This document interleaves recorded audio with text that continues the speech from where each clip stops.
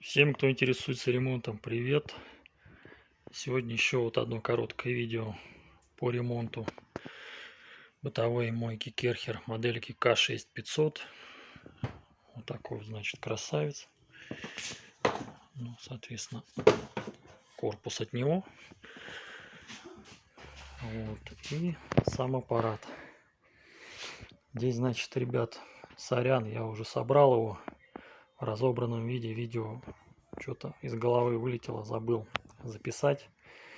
Вот, уже собрал, тут поставил элементы, которые нужно было заменить. Уже проверил, все, он у меня работает нормально. Ну так, просто расскажу. Да, может быть, кому-то будет интересно, полезно. Значит, поступил он сюда, к нам на операционный стол с жалобами на то, что он не включается. Действительно, мойка не включалась, двигатель не включался. При этом гудел, но не мог прокрутиться, не мог запуститься. Значит, ну, основная причина была здесь как бы состоящая из двух моментов. Значит, ну, основной момент это по электрической части. Это вот этот вот товарищ с хвостиком, конденсатор. Но в данном случае вот он с завода шел на 25 микрофарад.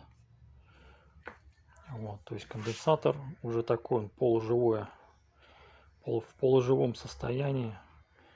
То есть двигатель либо вообще не мог запустить, либо запускал, но с таким с гудением.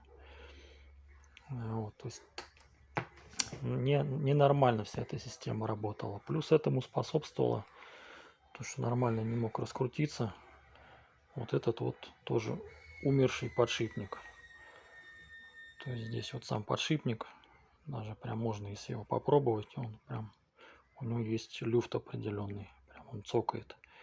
Ну и при работе, соответственно, да, когда я двигатель запускал, там он шумел достаточно отчетливо слышно. То есть подшипники, если накрываются, включаете, вы прям услышите верхний либо нижний, там они о себе прям очень звонко дают знать, скажем так, да. Ну вот этот накрылся. Ну, мочка не новая, как бы, да, понятно, что деталь такая подвержена износу. Вот, то есть, ну вот, умерший подшипник плюс умирающий конденсатор в комплексе. Вот получился результат, что при включении, то есть, ну вот этого не происходило. То есть мойка гудела, но не запускалась. Помимо, значит, вот этого, что еще обнаружено было вверху, под верхним подшипником стоит вот такой сальник вала, который держит, соответственно, масло, которое в редукторе, чтобы оно, ну, не пошло в двигатель, да. Значит, на этом сальнике, вот здесь вот с одной стороны, надеюсь, видео будет видно, здесь прям вот оно, прям такая выщербленка, как бы, да. Вот, и масло потихоньку пошло уже туда, в мотор. Сальник вала под замену. Хотя в целом он как бы такой еще, казалось бы, нормальный, но уже надо менять. Вот, опять же, в редукторе помимо масла присутствовала вода, то есть была эмульсия такая.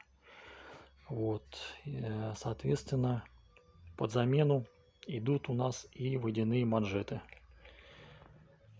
Вот здесь на шестерке манжеты, в отличие от 7 серии, идут, ну, просто вот такие вот резиночки, да, резиновые. На семерках там они идут как на профессиональных мойках, с такого как бы более плотного такого, как плетеного материала, да, типа какой такой. Вот похоже на ХБшную супер такую прочную изоленту, не знаю как описать, да, чтобы понятно было людям, которые ни разу не видели их. Вот, а на шестерках вот такие вот просто. Вот, также под замену 3 опорных колечка, там суппорта вместе с ними тоже под замену. И внутри в насосе вот здесь в центральной части вот это кольцо, вот видите, оно тоже здесь прямо его с одной стороны приплюснуло, но оно само по себе уже жесткое, уже никакое, тоже под замену. То есть вот по этому аппарату вот 6 позиций было найдено, которые необходимо было заменить. Конденсатор, нижний подшипник вала, верхний сальник вала, 3 водяные манжеты с опорными колечками и внутреннее кольцо в помпе радиальное. Вот, в принципе, ну, естественно, масло заменено на новое. Все, аппарат работает, четко пускается, отлично дает давление. Все, всем удачных ремонтов, всем пока.